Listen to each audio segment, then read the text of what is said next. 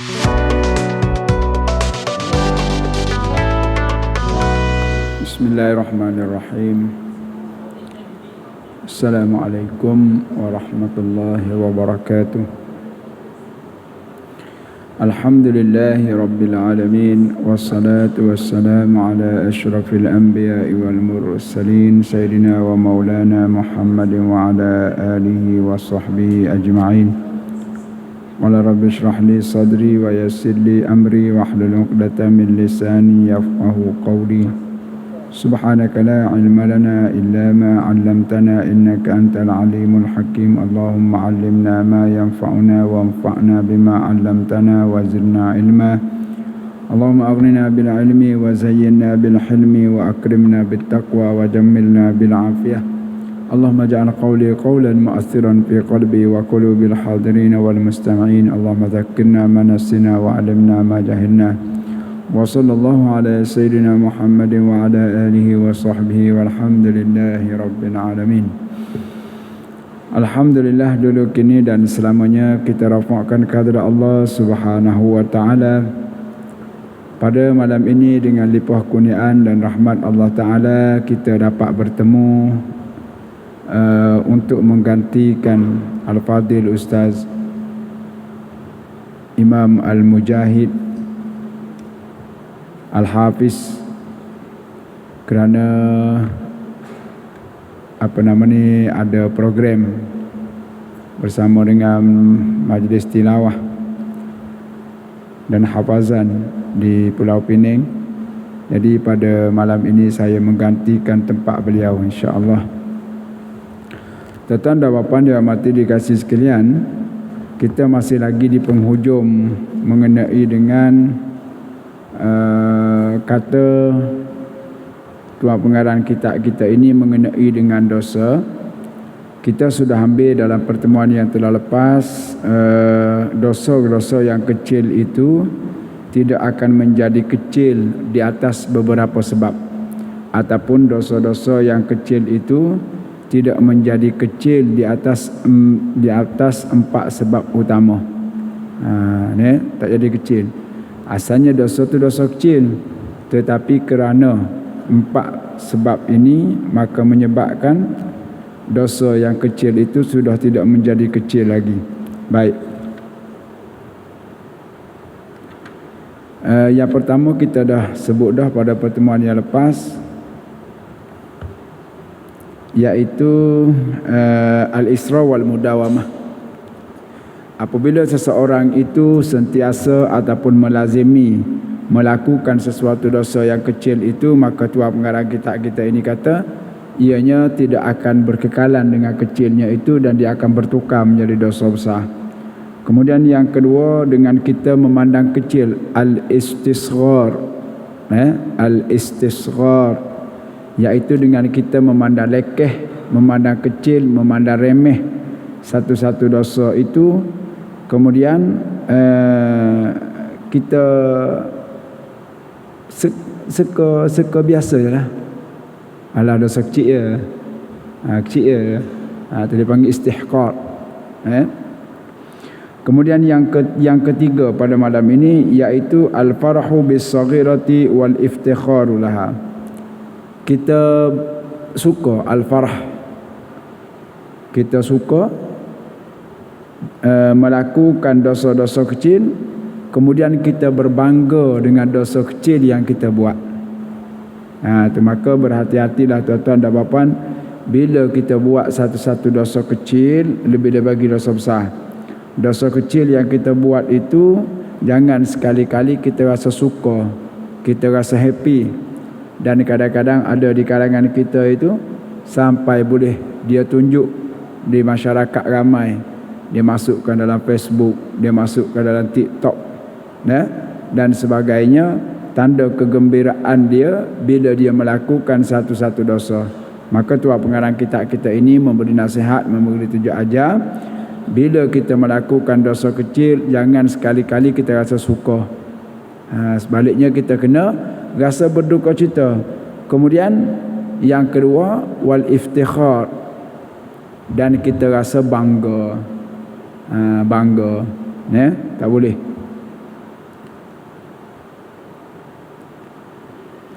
Kemudian yang keempat pada malam ini, yang keempat ialah iza fa'ala dzamba thumma jahara. Apabila seseorang itu melakukan dosa, maksud dosa di sini adalah dosa kecil. Maknanya orang itu melakukan dosa kecil, kemudian dia berterang-terangan. Maknanya orang tak tahu kita buat dosa tu kecil ke besar, orang tak tahu. Tetapi kita menunjuk-nunjuk, bercerita kepada orang dengan dosa yang kita buat, kerana Nabi menyebut li'annal mujahira ghairu mu'afi.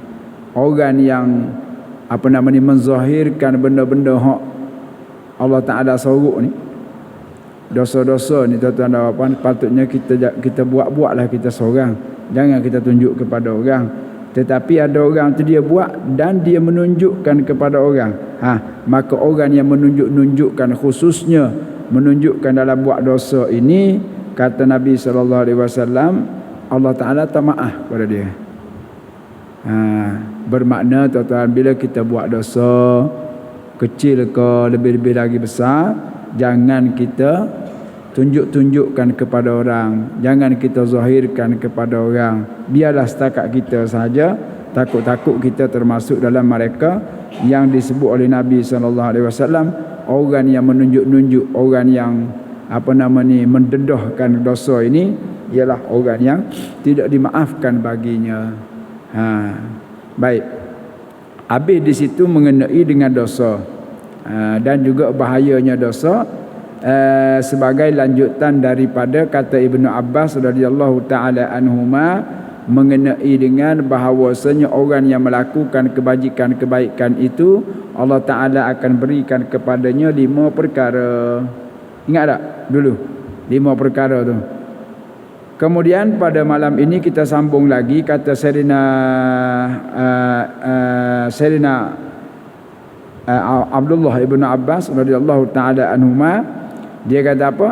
Dia kata kalaulah sekiranya orang yang baik itu Allah Ta'ala berikan kepadanya 5 perkara. Makna orang yang baik di sini ialah orang yang mengekalkan kebaikan itu, Allah Ta'ala berikan kepadanya 5 perkara. Baik, orang yang buat jahat macam mana? Orang yang kekal dalam kejahatan macam mana pula? Maka katanya Abdullah ibn Abbas, dia kata samalah seperti orang yang melakukan kejahatan juga, Allah Ta'ala akan berikan kepadanya 5 perkara juga. 5 perkara itu yang mana? Lawan bagi 5 perkara yang baik tadi. Kalau orang yang melakukan kebajikan itu dapat 5 perkara, maka orang yang buat jahat juga mendapat 5 perkara. Maka 5 perkara yang baik itu bagi orang yang jahat mendapat 5 perkara yang sebaliknya. Apa dia? Yang pertama dia kata, orang yang sentiasa melazimi kejahatan ini, kata Ibn Abbas radhiyallahu taala anhuma, Allah Ta'ala jadikan muka dia sawadan fil wajhi. Sawad ini kalau kita terjemahlah dengan makna apa yang dia tulis ini, makna hitam.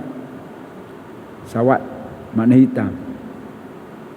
Fil wajhi, pada mukanya. Allah Ta'ala jadikan hitam pada mukanya.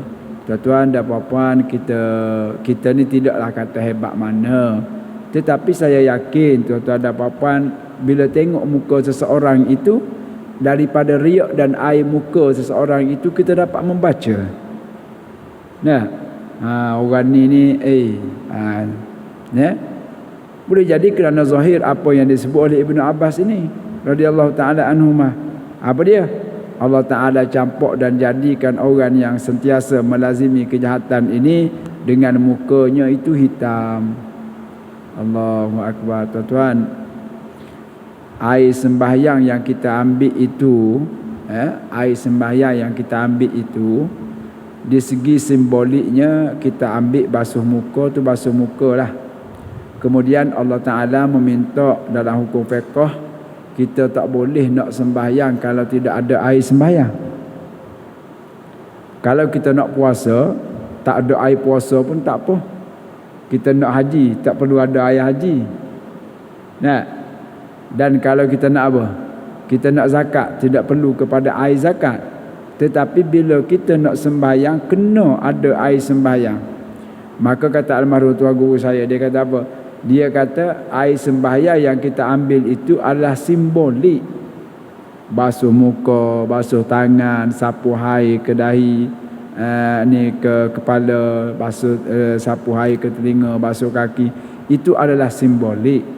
Nah, tapi hak nak sebenarnya Allah Ta'ala nak menyucikan anggota tersebut dengan jatuh dan gugurnya air sembahyang yang kita ambil itu, maka gugurlah bersama-sama dengannya juga dosa-dosa, yakni dosa-dosa kecil.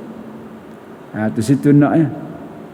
Nah, kemudian kesan daripada wuduk ini amat besar tuan-tuan. Atas dunia hari ini kita tengok orang yang sentiasa solat ini muka dia bersih gitu. Nah, dengan sebab boleh jadi kerana air wuduk dia itu. Bila orang yang tak solat, kita tengok muka dia pun jadi macam lawan kepada bersih. Nah, satu. Yang kedua, wuduk yang kita ambil ini adalah menjadi tanda untuk Nabi mengenal umatnya di akhirat nanti. Tuan-tuan boleh buka dalam kitab Sunan Nasa'i pun ada, dipanggil dengan kesan daripada air sembahyang. Kesan daripada air sembahyang kita ambil itu apa dia di akhirat nanti? Allah Ta'ala jadikan anggota wuduk kita ini adalah tempat yang bercahaya. Maka dengan cahaya itulah Allah Ta'ala kenal bahawasanya ini adalah Allah Ta'ala pun Nabi SAW kenal bahawa ini adalah umat aku.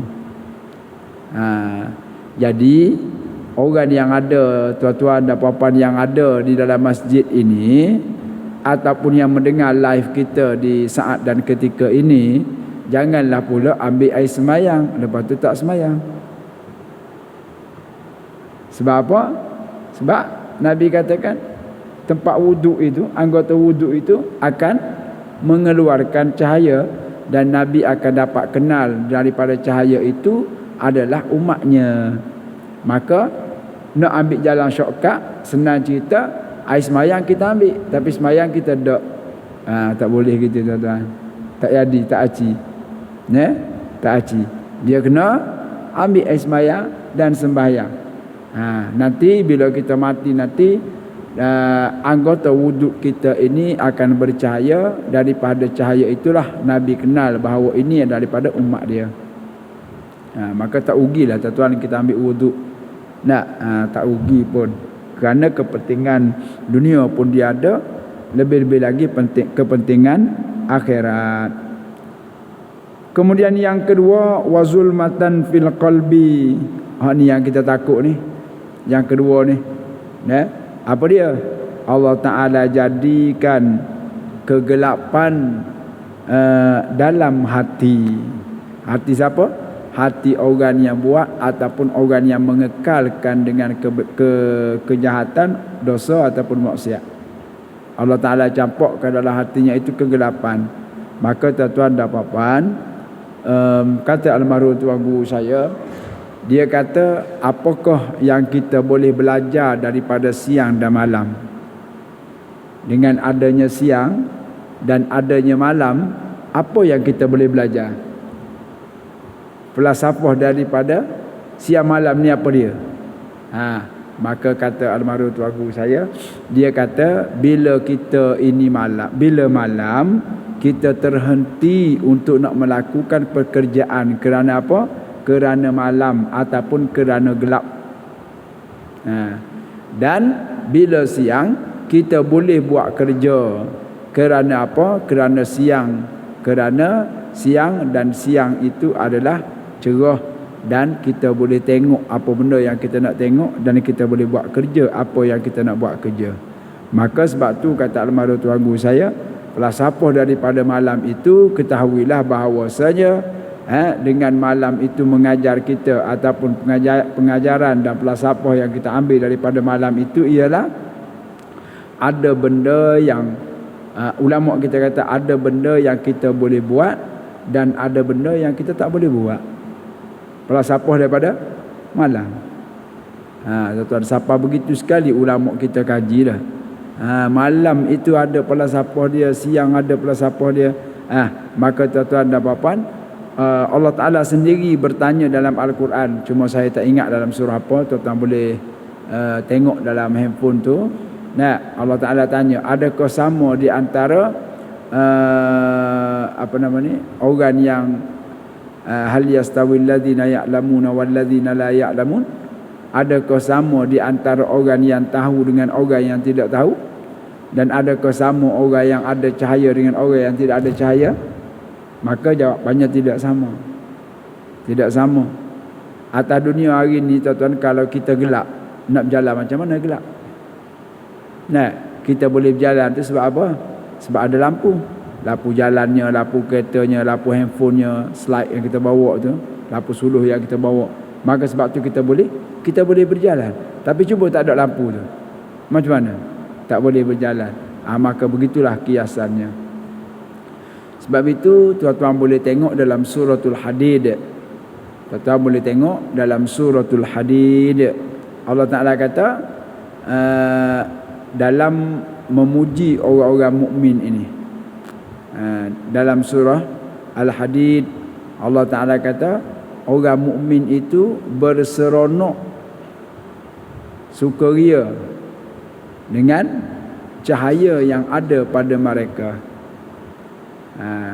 Yauma taral mu'minina wal mu'minati yas'a nuruhum baina aydihim wa bi aymanihim.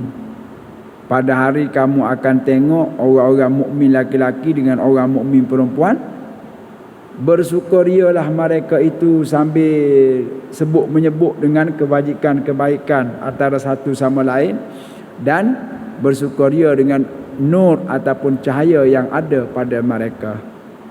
Kemudian ayat selepasnya itu Allah Ta'ala cerita pula perihal orang munafik dengan katanya yauma yaqulul munafiquna wal munafiqatu lil ladzina amanu zuruna naqtabis min nurikum. Pada hari kamu wahai Muhammad sallallahu alaihi wasallam akan dengar rintihan dan cakapan orang munafik laki-laki dan orang munafik perempuan. Dia kata apa? Dia kata unzuruna, tunggulah kami sebentar. Tunggulah kami sebentar. Sebab ayat atas itu Allah Ta'ala cerita mengenai dengan orang mukmin itu suka dengan cahaya yang diberikan oleh Allah pada mereka.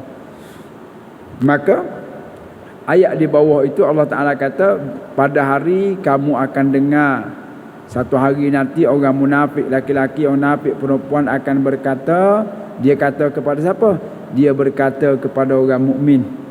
Apa dia kata? Unzuruna, tunggulah kami sekejap. Tunggu sekejap. Sebab apa? Naqtabis min nurikum, kerana kami nak ambil cahaya, kami nak ambil faedah, kami nak tumpang daripada cahaya yang kamu ada.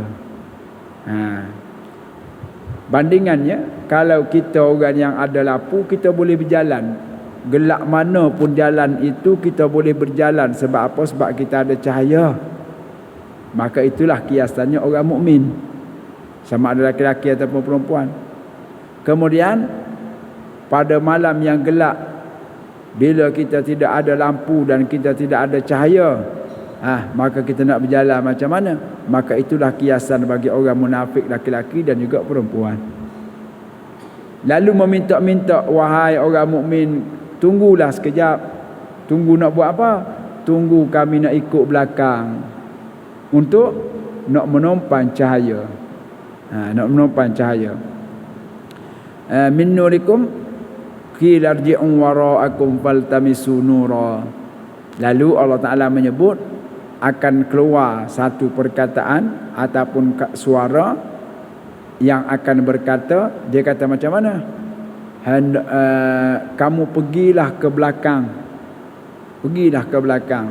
Naqtabis min nurikum, kamu carilah di belakang. Unzuruna naqtabis min nurikum qila irji'u wara'akum. Hendaklah dikatakan kepada mereka, kembalilah ke belakang kamu. Faltamisu nura, dan kamu carilah cahaya di sana. orang mukmin yang ada cahaya itu bukan kerana dia beramal dan berusaha ketika mana dia duduk dalam kubur. Bukan dia duduk situ. Habis itu mereka itu dapat cahaya itu semasa mereka itu berusaha dan beramal ketika mana mereka duduk atas dunia ni lagi. Mana duduk sekarang? Ni yang kita duduk buat. Tuan-tuan pun pernah dengar, ustaz-ustaz pun pernah mari mengajar kan? Apa nama ni, bila kelebihan orang yang mari ke masjid waktu subuh tak? Sembahyang Isyak dia ada kelebihannya yang tersendiri, kemudian waktu subuh dia ada kelebihannya yang tersendiri. Maka tuan-tuan gabungan daripada dua benda itu, Isyak berjemaah dan juga subuh itu akan memberi kesan yang baik di akhirat nanti. Di antaranya dialah peneman dan juga cahaya untuk nak memberi cahaya kepada kita dalam kubur nanti. Maka bandingkan yang saya sebut tadi, orang yang ada cahaya dia boleh berjalan, gelap mana pun dia boleh berjalan. Tetapi orang yang tidak ada cahaya dia tak boleh berjalan, walaupun gelapnya itu tak jelas gelap sangat, tak boleh berjalan. Maka dia memerlukan kepada cahaya. Maka dengan itu Allah Ta'ala kata dia minta daripada orang mukmin supaya tunggu untuk dia nak menumpang cahayanya. Lalu dikatakan kepada mereka, kamu kembalilah ke belakang, cari di sana, yakni hiduplah kamu balik ke dunia tu. Kamu balik ke dunia tu. Sebab apa? Sebab orang mukmin yang ada, yang dapat cahaya ini kerana mereka itu berusaha, mereka itu berikhtiar, mereka itu beriman. Ketika mana? Ketika mereka itu hidup atas dunia dulu. Maka tuan-tuan dan puan-puan, tak rugi kita mari ke masjid. Minyak kereta kita habis RM10, RM15. Brake pad kita pun akan nipis. Minyak hitam dia akan bertambah hitam. Tayar pun akan menjadi nipis. Tak rugi tuan-tuan. Sebab Allah Ta'ala akan ganti. Allah Ta'ala akan ganti. Kalau tidak di dunia, di akhirat pasti. Pasti kita orang mukmin beriman dan berakidah yang sedemikian, tak rugi kita buat walaupun sedikit. Nabi pun sebut tidak akan berkurangan daripada harta yang bersedekah. Sedekah pun tak kurang, dan kita beli untuk pakai diri kita pun tak rugi juga. Sebab tu bila ditanya kepada Nabi SAW, mana harta kita? Mana harta kita? Harta yang kita tinggal selepas kita mati itu harta orang. Harta kita betul, iaitu apa-apa yang kita makan dan apa yang kita minum, itulah harta kita. Kemudian apa yang kita beli dan kita belanjakan, itulah harta kita. Kita beli baju, kemudian kita pakai baju tersebut mari ke masjid, ataupun kita lindung aurat kita daripada dilihat, ditengok oleh orang dalam majlis-majlis yang tertentu, maka itulah harta kita dan kita akan dibalas. Kita akan dibalas. Dan juga apa-apa yang kita belikan kepada anak isteri kita itu pun sama, dia akan dibalas. Allah Ta'ala tak akan rugikan dia.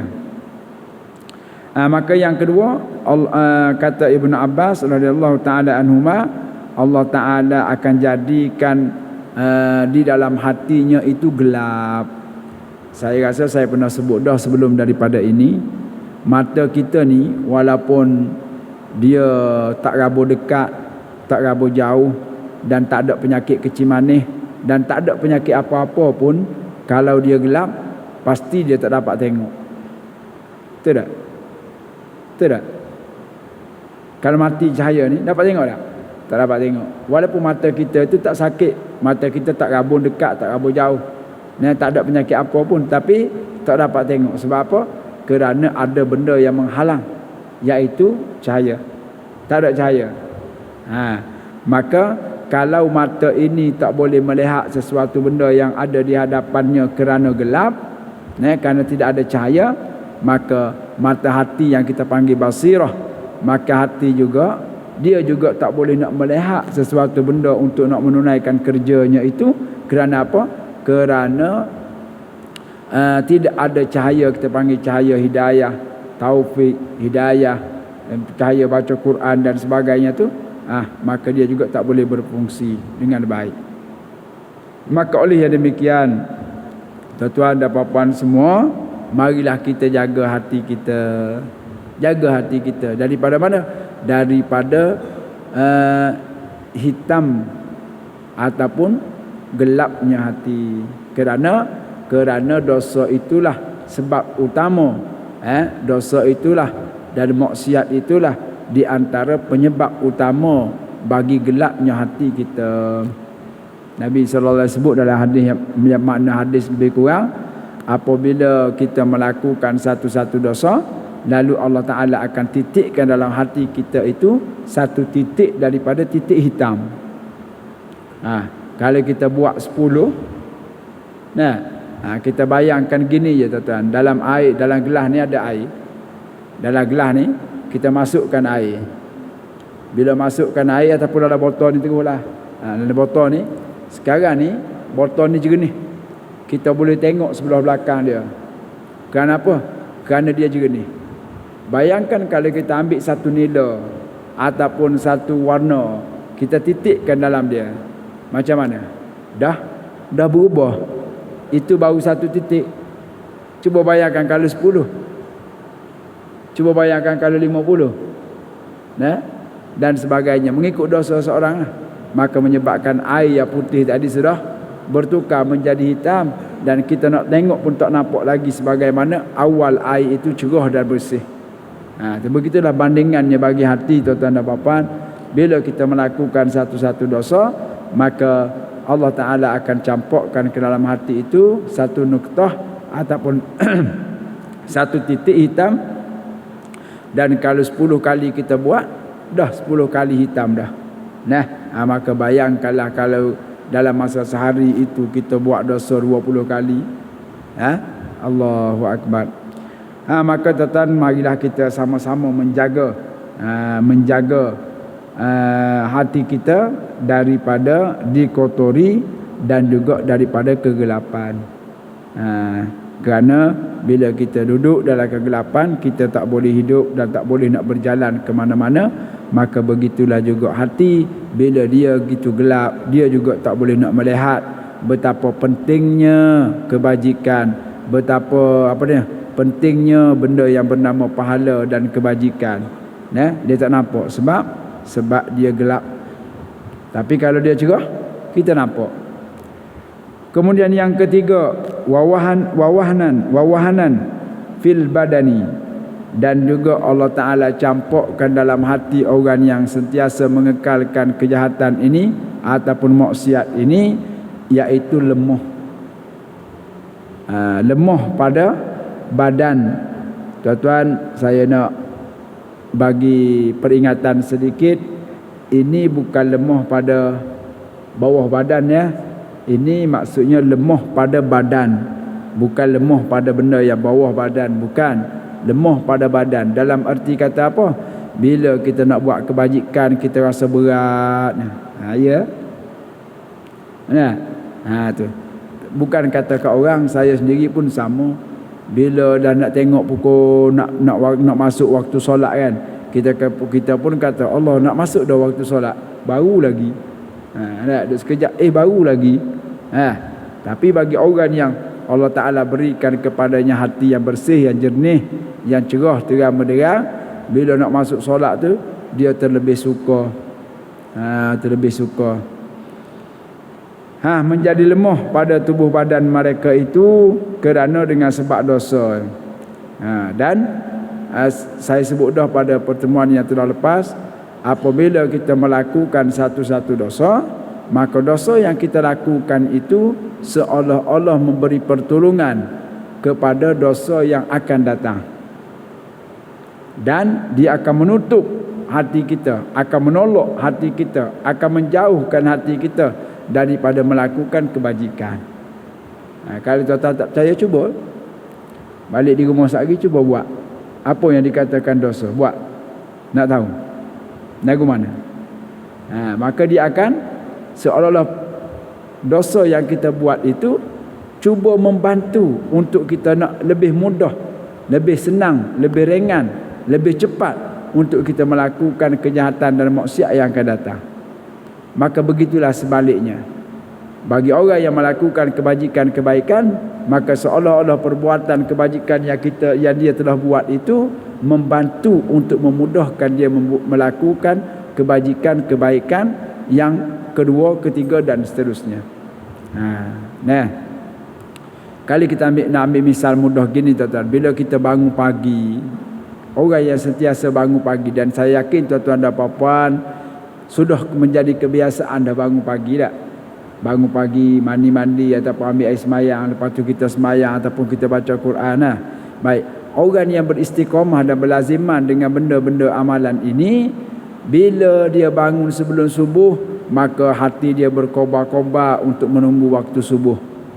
Sesudah sembahyang subuh, hati dia tu rasa seronok, nak lagi buat amalan yang lain, maka dia baca wirid-wirid. Ada setengah orang lepas subuh dia baca wirid, ada setengah orang dia baca zikir ke, ataupun ada setengah dia baca maksurat, ada setengah dia baca Quran. Baik, selepas selesai baca Quran, dia tu rasa macam duduk tengok dekat jam lagi. Apa dia? Nak tengok waktu isyraq dan juga waktu duha.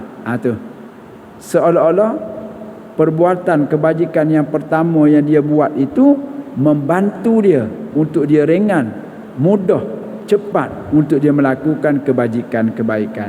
Maka begitulah orang yang melakukan kejahatan, dia akan kejahatan yang dia telah buat itu seolah-olah memudahkan dia untuk dia buat kejahatan, maksiat, dosa yang akan datang. Dan bila benda itu berlarutan, berpanjangan dalam bab maksiat, maka seolah-olah hati dia sudah ditutup untuk nak melakukan kebajikan. Kalau kita ajak dia mari solat pun, dia akan kata tak apa, pergi dulu saya pergi kemudian. Bila kita ajak buat benda ni, tak apa buatlah, nanti saya buat. Allahu akbar, bahayanya. Sebab itulah kita sebut bahayanya dosa dalam pengajian kita yang telah lepas. Bahaya. Kemudian yang keempat,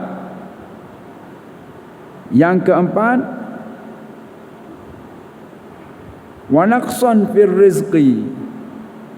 Orang yang baik, orang yang beristiqamah dengan kebajikan kebaikan, Allah Ta'ala lapangkan, luaskan rezekinya.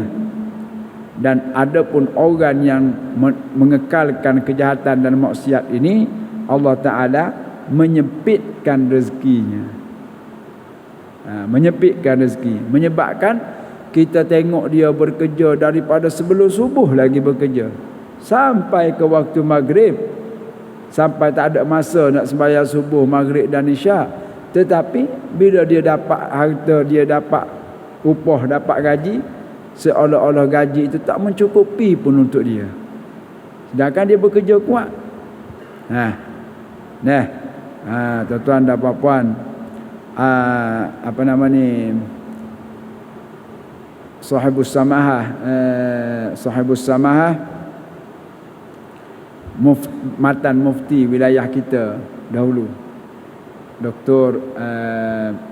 Zulkifli, dia pernah menceritakan mengenai dengan kisah seorang jutawan Islam yang kaya, dan dia cerita bagaimana dia mendapat kekayaan.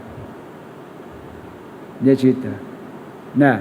Tapi kita macam rasa macam boleh ke? Tapi di sini sudah disebut dah.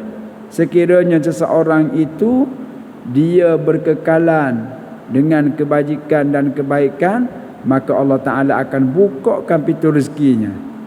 Dan orang yang mengekalkan dengan kejahatan, Allah Ta'ala akan mengkecilkan pintu rezekinya, seolah-olah macam dia banyak pun tidak cukup.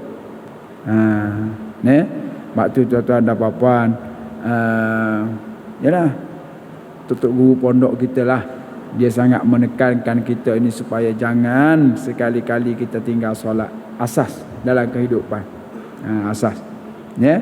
Maka kita boleh tengok di hadapan mata kita ini contoh yang begitu banyak. Kerana dosa yang dia buat itu, maksiat yang dia kerjakan itu, menyebabkan Allah Ta'ala menuntut, mengkecilkan pintu rezeki dia. Jadi mudah-mudahan kita tidak berlakulah kepada kita begitu. Waktu kita kerja, gilah kerja sebagai ikhtiar kita hamba, gilah kerja. Tapi waktu solat, kita solat. Bukan lama pun. Bukan lama pun. Kemudian yang keberapa? Yang kelima. Yang kelima, wa bughdan fi qulubil khalqi.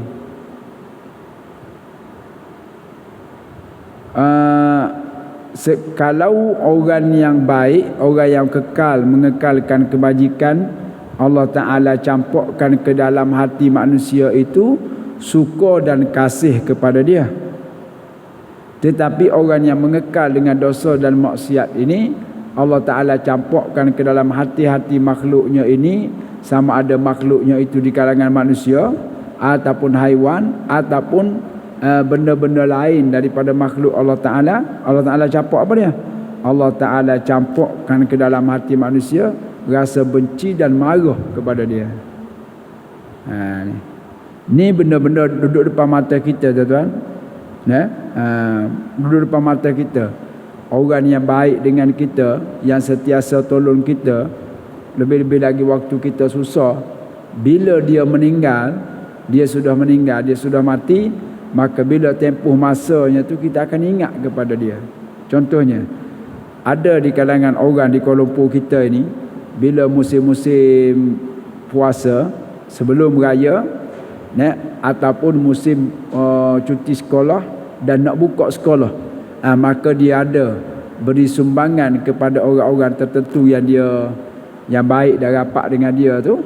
Dia kadang-kadang dia bagi baju Melayu untuk beraya, kadang-kadang dia bagi baju sekolah untuk anak-anak, kadang-kadang dia bagi duit untuk orang-orang susah ni balik kampung. Jumpa je bagi buat bubur minyak kereta balik kampung raya. Baik, biasanya dia akan beri pada musim-musim perayaan. Bagi orang yang susah ini, bila musim perayaan nak mari, dia akan teringat. Mesti dia akan teringat. Dia akan kata, oi, kalau adalah haji tu, kalau adalah hajah tu, kalau adalah abang tu, kalau adalah kakak tu, musim peraya macam ni, mesti dia akan buat mari. Ataupun kalau dia musim buah macam ni, mesti dia buat mari buah rumah kita. Ataupun musim nak buka sekolah, dia akan bagi kepada kita pakaian sekolah anak ataupun beg sekolah anak kita. Baik, ketika itu kita akan teringat kepada dia kerana jasa baiknya itu. Baik, tengah orang sedang ingat itulah, tuan-tuan, kalau sekiranya dia berdoa kepada kita sepatah je, lagu mana agak-agak ikhlaslah hati dia. Ya Allah, ya Tuhanku, ampunkanlah dosa Tuan Haji ataupun dosa abang tu, dosa kakak tu. Kenapa? Kerana dialah dulu banyak memberi pertolongan kepada anak-anakku. Kadang-kadang orang tu sampai berbangga, anak saya ni dulu kalau tidak tak boleh dah nak belajar, tapi kerana Tuan Haji tu ataupun kerana abang tu yang sponsor pengajian dia, itulah dia berjaya sampai hari ni. Maka orang tu akan ingat sampai bila-bila. Bila kita sudah tidak ada, kita mati, maka dia akan ingat dan dia akan doakan ketika mana dia sebut dan dia ingat kepada kita. Maka rugi tak? Tak rugi. Kita hanya tolong dia hanya beberapa ringgit saja, tetapi dia beri kepada kita pertolongan. Lebih-lebih lagi kalau kita ni sudah meninggal, tuan-tuan, harta yang banyak tak boleh buat apa, tak boleh bantu kita, tanah dan kebun pun tak boleh tolong kita, apa benda harta yang kita ada pun tak boleh tolong kita, dan orang yang kita pernah bantu itulah yang akan mendoakan kita. Lalu boleh jadi ketika itu kita akan kata, kalaulah harta dunia dulu aku bagi dan aku tolong orang yang susah ini ramai, pastinya aku akan suka pada ketika ini kerana mereka berdoa kepada kita. Tuan-tuan, dan dalam sejarah hidup saya pun kita bukan orang senang. Kita bukan orang senang, tapi itulah Allah Ta'ala tolong dengan memberi buka hati seseorang, 2-3 orang ini membantu kita dalam pengajian waktu dulu.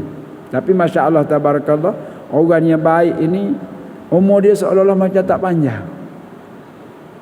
Nah, yang mula-mula bantu pun dah meninggal, yang kedua pun meninggal, yang ketiga pun meninggal juga. Cepat meninggal orang yang baik. Maka tuan-tuan, apa yang kita nak sebut di sini, kebaikan yang kita buat itu bukan kata Allah saja yang suka, manusia juga akan suka kepada kita. Kalau kita sudah tidak ada orang tolong kita dengan cara berdoa, maka ketika itu tuan-tuan kita rasa macam mana? Saya pun nak gambarkan tak boleh. Tetapi Nabi buat perbandingan. Nabi kata, kalau sekiranya unta kamu itu hilang, ketika mana unta kamu itu hilang, kamu pun susah hati mencari ke sana ke sini, ke sana ke sini, tak jumpa. Tiba-tiba unta itu balik, ataupun tiba-tiba orang datang membawa unta kita rasa macam mana? Ataupun satu lagi, kita dalam keadaan lapar, tak makan, tak ada makanan nak makan, tiba-tiba ada orang berikan kepada kita makanan, kita rasa macam mana? Allahu Akbar. Tuan-tuan, saya pernah sebut, dan Syekh Azhar pun ada yang menyebut kisah ini. Seorang yang kaya jutawan di sebelah Mesir kalau tak silap saya, dan dia kena satu penyakit, dan doktor di sekitar Mesir lah, dia kata untuk nak membaik pulih penyakit ini, kena pergi ke Amerika, baik, dia orang kaya, banyak biti kan. Okey, boleh beli tiket terus pergi. Sampai sana, rehat, esokkan masuk hospital, doktor cek. Bila dicek, dia kata apa dia? Dia kata memang betul apa yang disebut oleh doktor, pakar-pakar doktor di Mesir itu, bahawasanya tuan dah tak boleh hidup lama dah. Dia pun dah nak buat macam mana? Dah doktor kata begitu dah. Akhir sekali dia kata beginilah doktor, sebelum daripada doktor buat operation sebagai jalan ikhtiar, sama ada boleh hidup ke tak boleh hidup, tak apalah, operation saya tetap akan buat, tapi izinkan saya untuk balik sementara sekejap 2-3 hari, berjumpa dengan ahli keluarga saya, dan saya datang dan kita buat operation. Katakanlah saya ditakdirkan saya meninggal waktu operation itu, sekurang-kurangnya saya sudah tak terasa apa dah, sebab orang rumah saya dah balik jumpa dah, anak-anak pun dah jumpa dah, boleh jadi harta pun dah bagi-bagikan dah. Doktor kata tak apa, sila. Dia pun balik ke Mesir. Balik 2-3 hari, sehari sebelum dia bertolak pergi ke US untuk buat al-jarah, pembedahan tu, maka dia pergi menziarahi kawan dia yang berniaga daging. Baik, tengah dia duduk sembang-sembang dengan kawan dia tu dia berniaga kan, tak boleh nak duduk macam kita duduk ni. Mestilah dia orang mari nak daging, dia potong, dia kerak, dia apa kan. Baik, dia pun duduk relax sambil-sambil bercakap, sambil-sambil bersembang. Lalu dia tengok di hadapan kedai itu ada tong sampah, ada tempat pembuangan sampah. Maka dia tengok seorang tua perempuan datang membuka-buka sampah, buka. Bila dibuka, dia duduk carilah, macam kita duduk cari, macam kita tengok orang duduk cari apa makanan ke apa ni, ketah-ketah ke apa dalam sampah kan. Baik, dia pun tengok, lalu dia pun memanggil dengan katanya, wahai ibu, ya ummah, wahai ibu, mari sini. Mari sini. Sebab dia kan tak sihat. Mari sini. Bila ibu tadi datang, maka dia kata, apa yang ibu cari?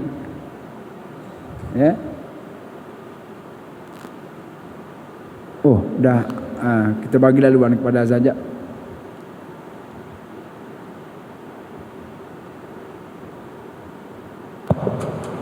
Allahu Akbar, Allahu Akbar, Allahu Akbar, Allahu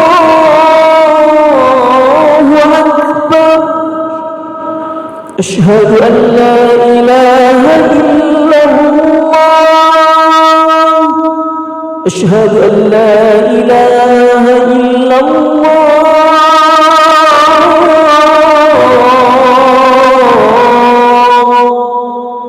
أشهد أن محمدا رسول الله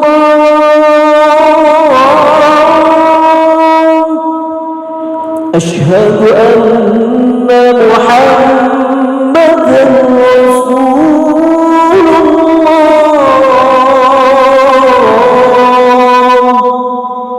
حي على الصلاة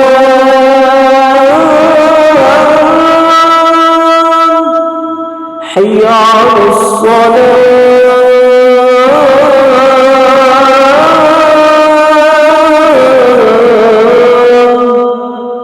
حي على الفلاح حي على الفلاح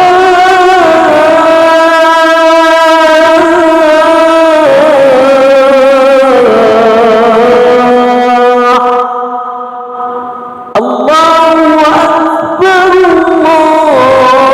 أكبر لا إله إلا الله.